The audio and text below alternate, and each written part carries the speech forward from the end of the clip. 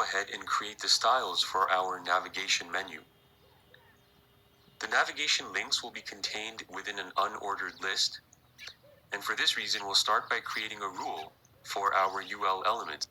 I'll just create a comment to separate our main styles from the navigation bar.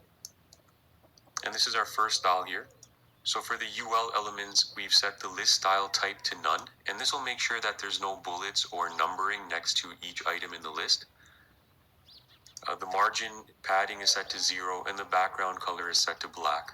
Next, we'll create a list rule and give it a float definition of left.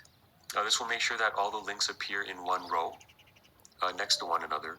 Also set a border right definition and set the values to 1 pixel solid and this hex code for the color. We'll need to create a rule for the last element in the list, which is the contact link.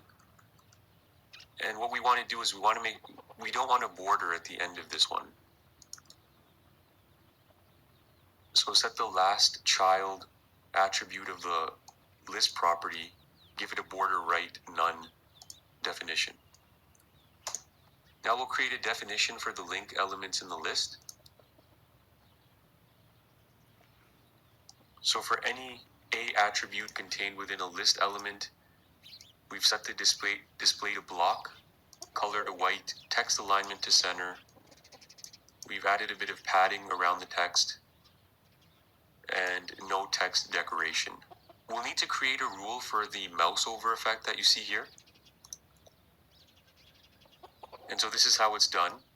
Just create a background color definition and set it to this hex code, and that's what's going to give this effect here.